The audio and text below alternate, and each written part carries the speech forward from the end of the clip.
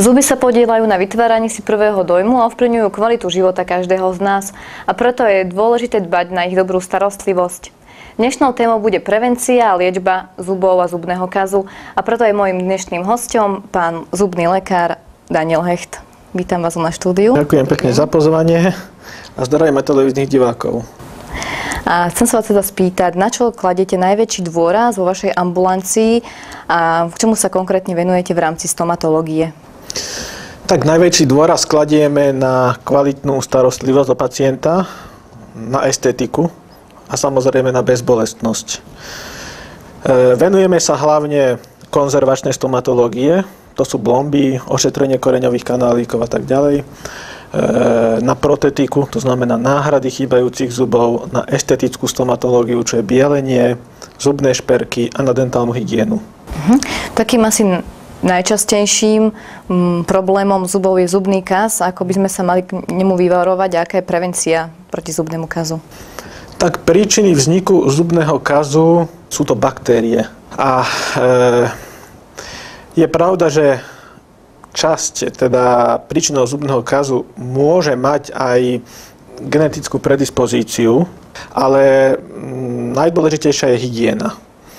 To znamená, baktérie sa podieľajú na vzniku zubného kazu. Tie baktérie potom môžu tvoriť kazy. Keď sa baktérie dostanú na nerv, môže vzniknúť zápal nervu, ktorý sa prejavuje veľkou bolesťou.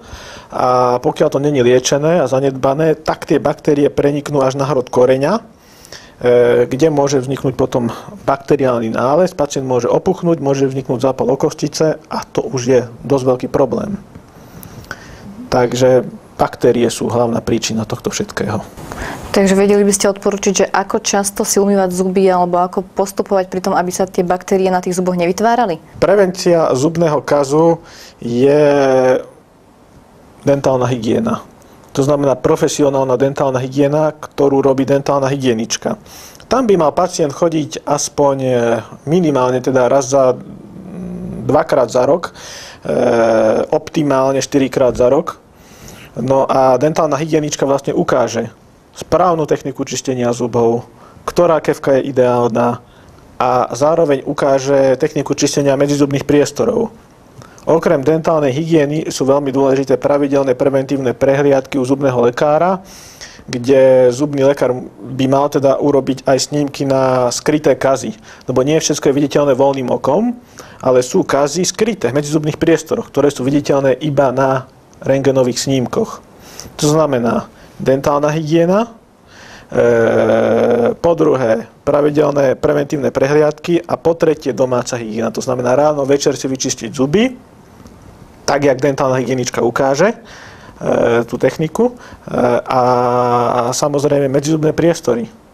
To je dôležité. Každý deň po vyčistení zubov treba vyčistiť medzizubné priestory.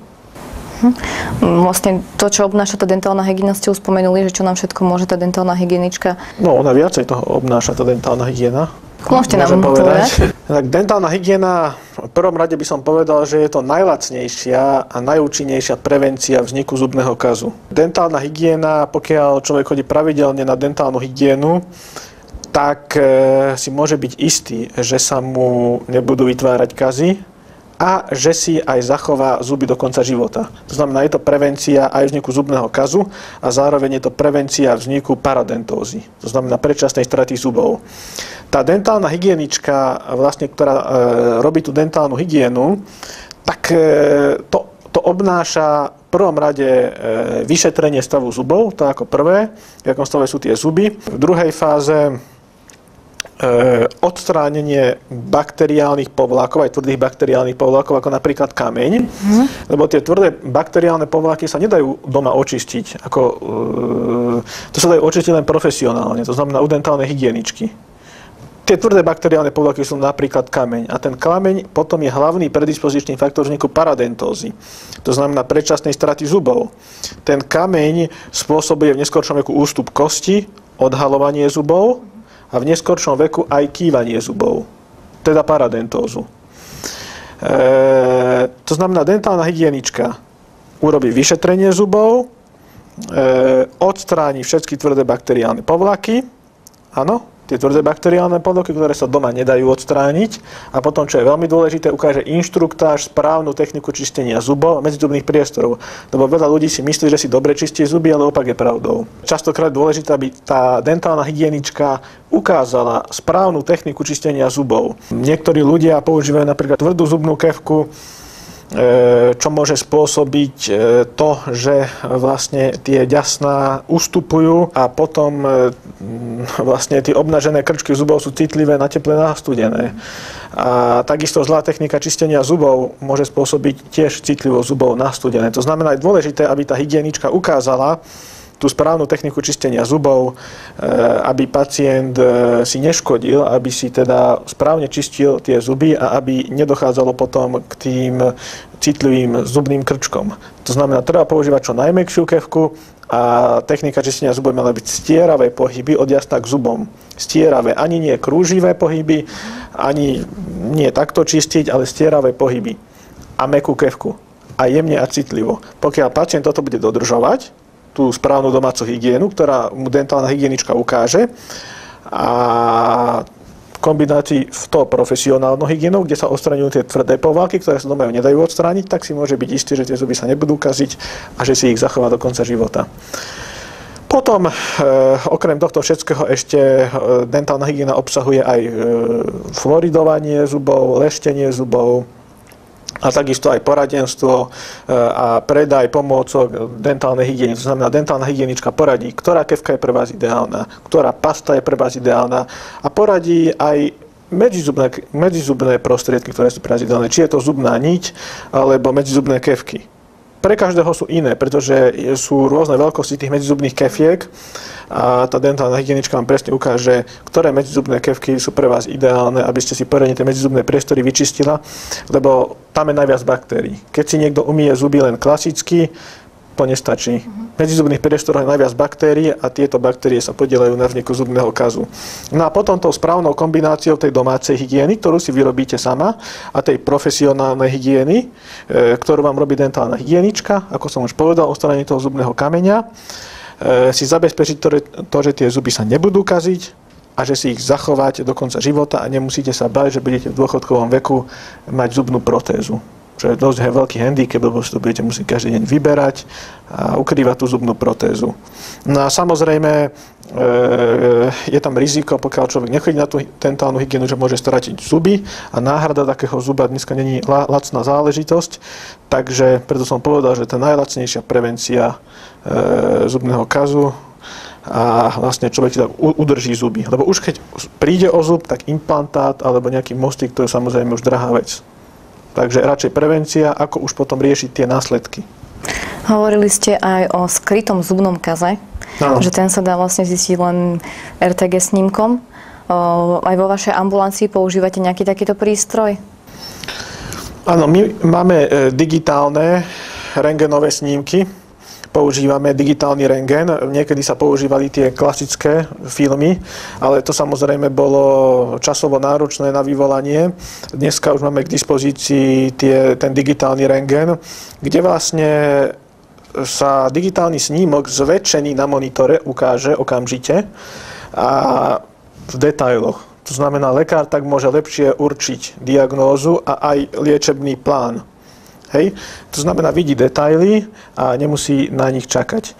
Výhoda tohto digitálneho rentgenu, ktorým robíme aj tie snímky na skryté kazy napríklad, je, že vlastne nemusíme na snímok čakať, hoci kedy ho môžeme vyhľadať v počítači, môžeme ho prenášať na pamäťovom médiu a taktiež posielať e-mailom. Takže myslím, že to je výhoda a aj pacient ocení to, že nemusí nikde chodiť na rentgen a všetko to má na jednom mieste.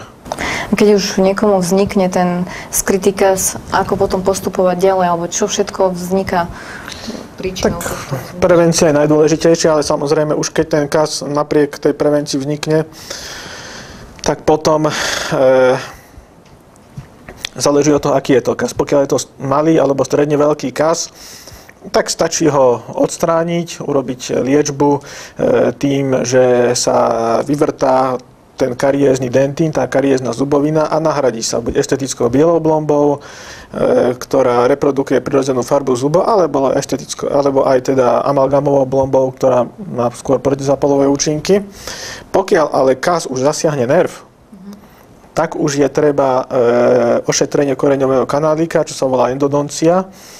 A vlastne vtedy už, keď teda kas zasiahne nerv, pacient má silné bolesti, ktoré môžu vyžarovať do ucha, do hlavy a v takomto prípade už teda je nutná tá endodoncia, vybratie nervov, ale dneska už vieme, máme na to aj kvalitné prístroje a vieme jednoducho opracovať ten koreňový kanálik a tak zachrániť zub pomocou endomotoru. Samozrejme, už keď je ten mŕtvý zub, tak ako je mŕtva halus, skôr ju zlomíte, tak aj tento zub je krehkejší, môže sa skôr zlomiť. Ale aj keď sa ten zub zlomí, vieme urobiť na ten zub nadstavbu a prípadne ten celý zub okorunkovať a tak zachrániť. Ako pokračujete v prípade v takom, že pacient príde a budú mu chýbať nejaké zuby, aké má možnosti?